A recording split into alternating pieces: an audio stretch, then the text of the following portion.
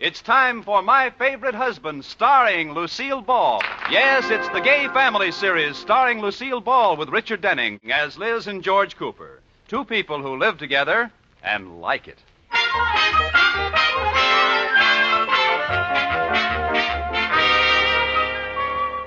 As we look in on the Coopers this morning, they're just ready to have breakfast. Good morning, George. Hey, what are you so gay about? 'Cause we're going to the Starlight Roof with the Rickies tonight. I've always wanted to go there. Uh-oh. Was that tonight? Yes, and I'm going to wear my brand new dress and a pair of... What do you mean? Was that tonight? Well, we can't go, Liz. Mr. Atterbury's coming over with Mr. Forsythe. Oh, George, can't you put them off? Tell them you broke your leg or something. Oh, sure. They wouldn't suspect anything when I walked into the bank in the morning. Well, after we come home from the Starlight Roof, we can break your leg. I'm sorry, honey. Mr. Forsythe is too important. He was just elected to the board of directors. You'll just have to call the Rickies and tell them we can't make it. No. Liz? Baby, won't you think of me Look. once in... Pouting won't get you anyplace. So just slide that lower lip back about a foot.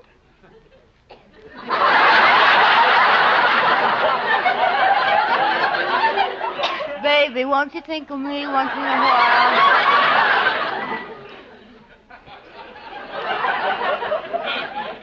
Now, why don't you think of me once in a while? You know, all business isn't done in offices, Liz.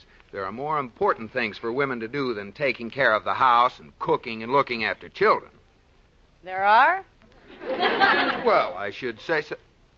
Hey, wait a minute. You have a maid to take care of the house, you don't know how to cook, and we don't have any children.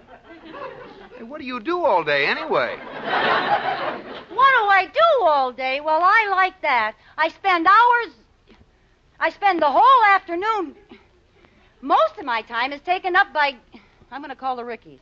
That's better. And see how nice you can be to Mr. Forsythe this evening. Oh, is he bringing his horsey wife and that jerky son of his along? His wife's out of town. I don't know about his jerky son. Now, stop that, Liz. You'll get me in trouble. Well, he's sure to bring along some of those stale stories of his. Yeah, and that's another thing. He fancies himself quite a storyteller, so laugh it up.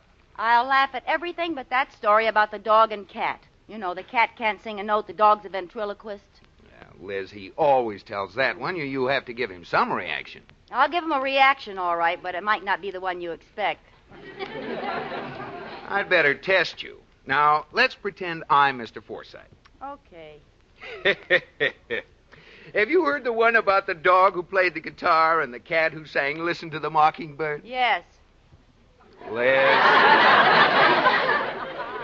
1,000 times.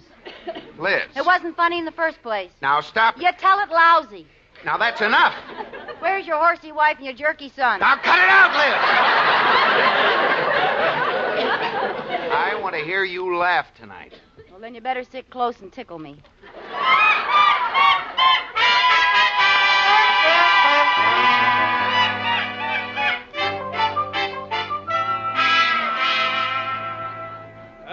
Good dinner, Liz, girl. Oh, yes, indeed. It's a wonderful dinner, Mrs. Cooper. It certainly was wonderful. Well, thank you, Mr. Forsythe. Yeah, well, say, I just happened to think of a very funny story. Well, here we go. Oh, this one is a Jim Dandy. It's a real pipperoo. Say, have you heard the one about... No, I haven't No, heard that how one. does it go? But, No, really, we haven't Honestly, heard it. go ahead. but I haven't told you what it's about yet. It doesn't matter. They haven't heard it. They might have. Want to bet? Is it about the dog who played the guitar and the cat who sang? Yes. They haven't heard it. Go ahead. Well, it seems there was this dog. Dog, you see, and he played the guitar while a little cat sang, Listen to the Mockingbird. Yeah. You're sure you haven't heard this one? No, and I'm dying to see how it comes out. I can't stand it. Well, his booking agency took him down to a theater manager, and he was amazed, and he said, "That's amazing. Now, here's where it gets really good." And the agent said, "Look, before you hire them, I think there's something you ought to know." There's something in my throat. Have a glass of water, please. Miss Cooper? Liz! Huh? Oh, that's very funny. The cat can't sing and know the dog's a ventriloquist. It's a funny idea, isn't it, George? Liz. Mr. Forsythe didn't finish the story. He asked for a glass of water. Ooh. You've ruined his story.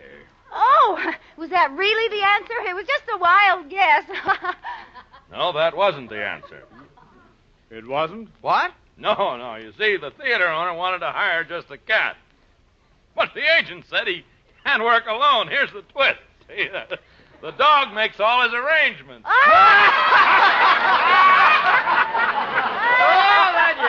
Oh, that's rich. Tell me, Mr. Forsythe, how's your family, your cute little wife, and your adorable son? Oh, they're fine, Mrs. Cooper, although my son, Wally, is really having a very trying time right now. Oh, what's wrong with the boy? His first big formal dance is next week, you see, and it seems everybody in his crowd knows how to samba, but poor old Wally doesn't. Oh, for goodness sakes. Children worry about the silliest things, don't they? Doing the samba is so easy. You know how to do the samba? Oh, Liz is a wonderful samba dancer. Oh, yes, I love to samba.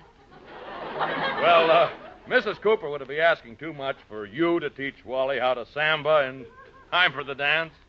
Well, Oh, she'd love to. She'll do it. No, wait. let's keep sanity. Now, let's let Mrs. Cooper decide. After all, she's the one who has to do the teaching. Well, Liz? Well, Liz. Gladly, she said, with the cold muzzle of a revolver at each temple. Excellent. I'll send him over the very first thing in the morning. Good.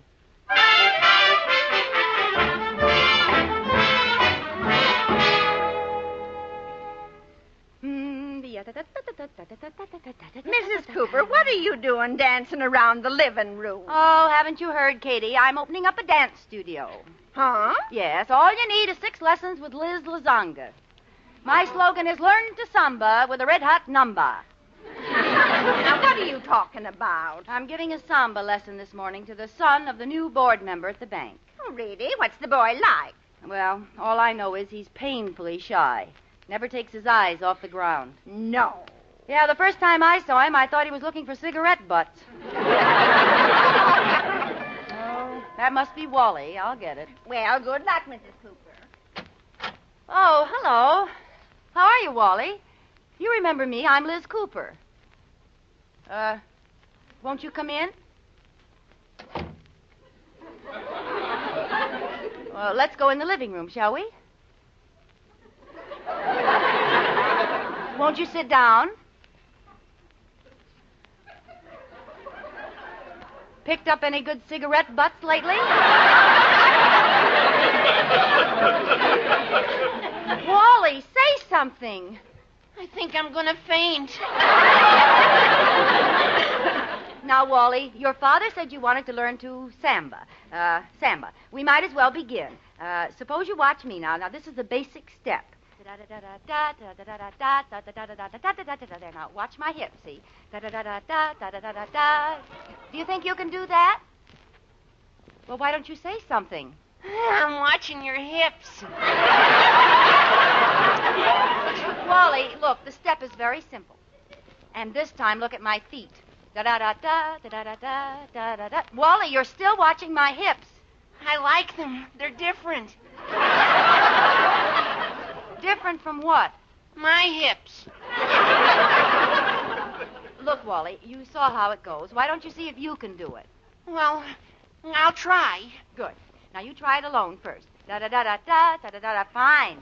Only take smaller steps. Don't leap around so much. You'll be dancing with a girl, not an antelope. Gee, this is kind of fun. Well, it's really an easy step to do. I think maybe you've got it now. Suppose we try it together. I said, suppose we dance together. You mean just the two of us? Yes, that's the usual number. Mrs. Cooper, I can't dance with you. You're a woman.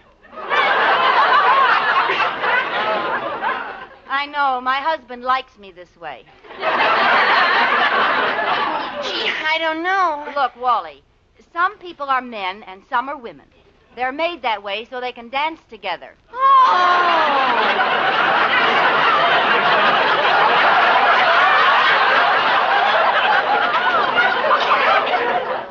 Really, it's very simple, Wally. Now let's try it. Okay. Da-da-da-da-da, Hey, this is all right. Oh, I think I'm catching on. da-da-da-da-da. Oh, gee, Mrs. Cooper. Oh, I'm sorry I stepped on your foot. You don't think it's broken, do you? Oh, no, my shoe always bends under like this. Well, if it isn't broken, we might as well go on dancing, huh? I'm beginning to like it. Me too, Wally. I haven't had so much fun since I stepped on a rusty nail. On with the dance.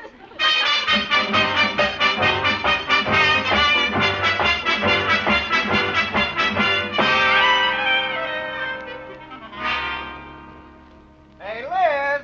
I'm here in the bedroom, George. How'd the lesson go, dear? Just peachy. Hey, what are you doing? Soaking these red blobs that used to be my feet. My legs look like a couple of thermometers. Then Wally isn't exactly Arthur Murray. George, Wally dances the samba like a kangaroo with hot coals in its pouch.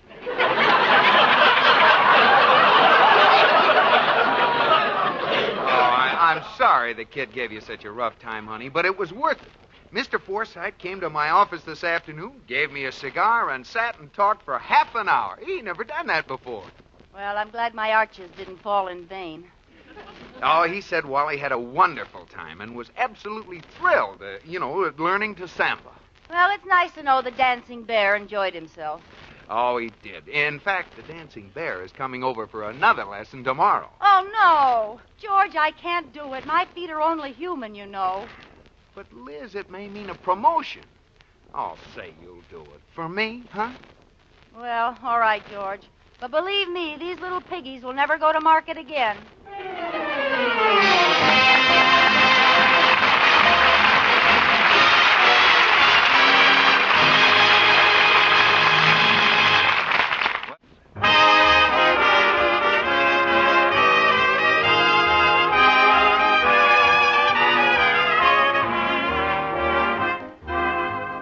As we return to the Coopers, we find Liz in the unaccustomed role of dancing teacher. Right now, she's giving Wally Forsythe his second samba lesson. They're dancing not cheek to cheek, but shin to shin. Oh, well, Wally, that was fine. You've improved a lot. Gee, do you really think so, Mrs. Cooper? I certainly do. We've been dancing for 5 minutes. You've only stepped on my feet 6 times. It was real shrewd of you to wear Mr. Cooper's old football shoes. Yeah, you don't get to my toes for 3 inches. Well, shall we try it once more? Mrs. Cooper, before we try dancing again, I'd like to ask your advice about something. All right, Wally. Maybe we'd better sit down. Shall we sit here on the couch? Well, Oh, it's all right, Wally. I'll sit at one end and you can sit at the other. well, We could put a pillow between us to make it proper. well... I'll tell you what. I'll go upstairs and you call me on the downstairs phone. Oh, no, it's all right, Mrs. Cooper. We'll sit on the couch. All right, now, Wally. What do you want advice about?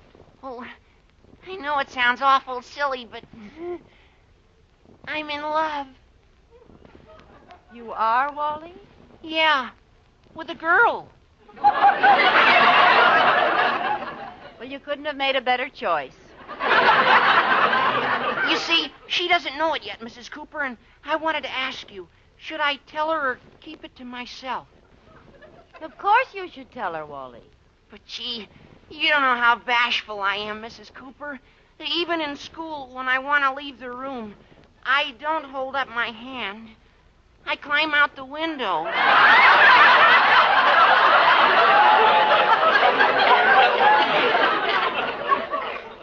Well, Wally, it shouldn't be too difficult. Just take her by the hand and say, I love you. Okay. Mrs. Cooper, Yes. Give me your hand. What? Mrs. Cooper, I love you. Wally, there must be some mistake. No mistake. I love you, Mrs. Cooper. Or, as I call you in my diary, Dreamboat. Wally, you wrote that in your diary? Yes, Mrs. Cooper. And when I got home last night, I crossed out nothing much happened today, and I wrote in, wow!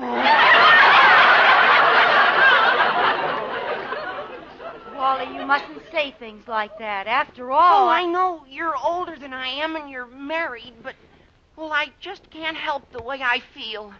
Frankly, Mrs. Cooper, I think you're just real gone.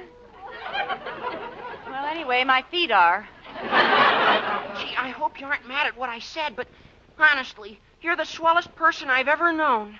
You're the only person who's ever been nice to me. Oh, now, Wally, surely somebody else is nice to you. What about your father? He acts like he doesn't even know me. What makes you say that? He always refers to me as what's his name.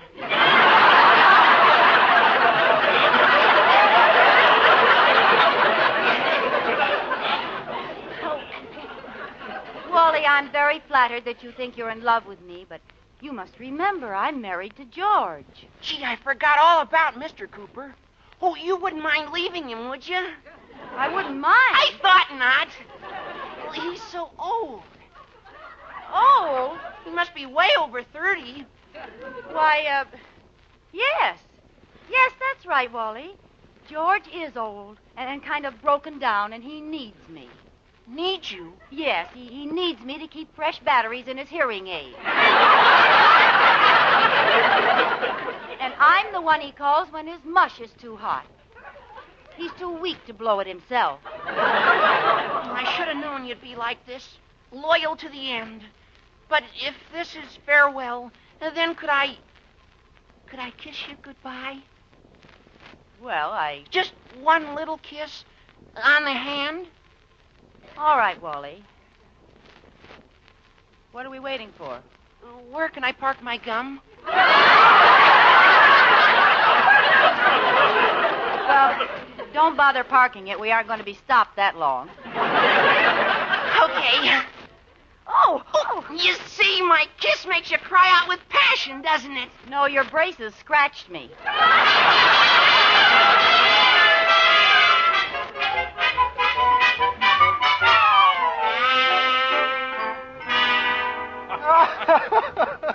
Can you believe it, Mr. Atterbury? Tell us more, Liz. What did Wally do then? Well, then he took me by the hand and said, Mrs. Cooper, I love you. Why, that little devil. That's pretty funny. Imagine Wally being in love with you, Liz. Isn't that a scream? Ha ha. Oh, now, Liz, you'll have to admit it's pretty hilarious. Well, I'll admit I'm old enough to be his sister. But I don't see why his being in love with me is so funny. You fell in love with me once, you know. Well, Liz, honey, I don't see why you're getting sore. Now, look, you two. It's all over, and Liz did a wonderful job. George, we're in solid with Forsyth, thanks to her. Oh, it wasn't so much. Oh, yes, it was. And to show my appreciation, I'm going to take you out on the town tonight. Anywhere you want to go. Oh, could we possibly go to the Starlight Roof? Why not? Oh, wonderful. I have come back.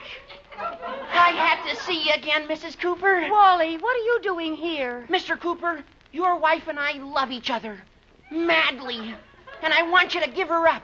After all, you're old. Your hair is streaked with gray. Your face is all lined and saggy. And your stomach is... I'm Mr. Atterbury.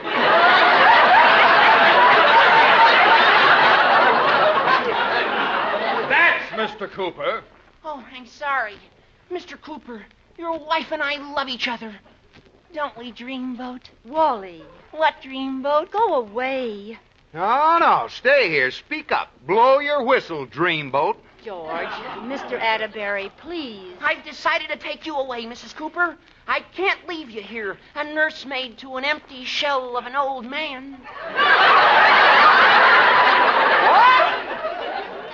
Wally. Sometimes it's merciful to be cruel. Tell your husband what you said about him today.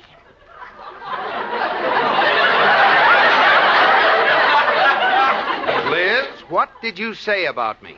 Well, Go ahead, don't be afraid. Tell him Dreamboat. Wally Forsythe, don't call me Dreamboat.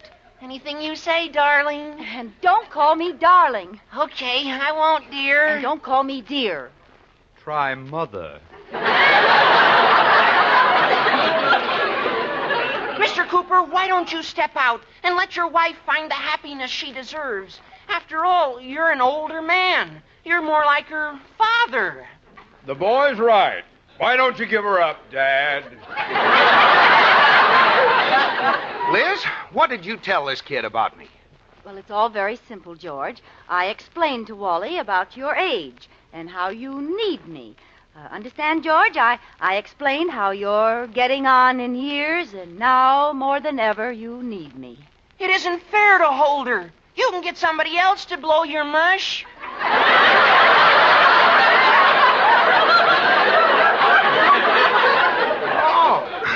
Oh, yes. Oh, she's right, Wally. I need her now more than ever.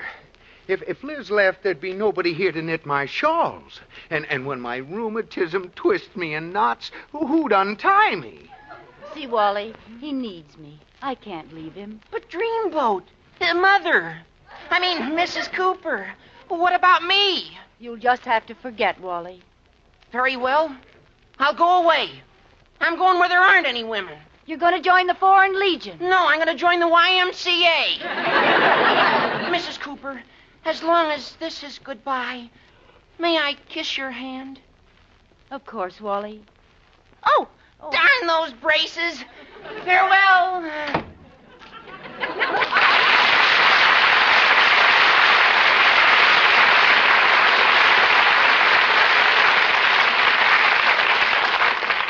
Oh, wasn't he sweet? George, why don't you ever kiss my hand? Well, I would, kiddo, but I'm too old to bend over. Never mind.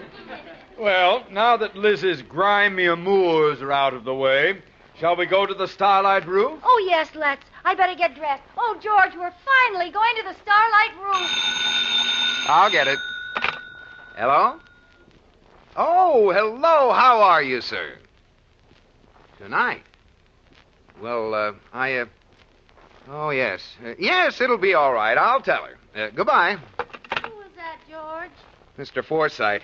He's on his way over here. What on earth for? Well, you did such a good job with Wally. Now, he wants to learn the Samba. Oh, no!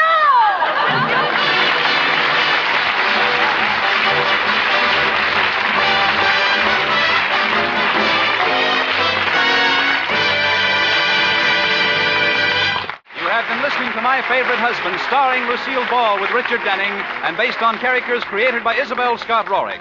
Tonight's program was produced and directed by Jess Oppenheimer, who wrote the script with Madeline Pugh and Bob Carroll, Jr. This is CBS, the Columbia Broadcasting System.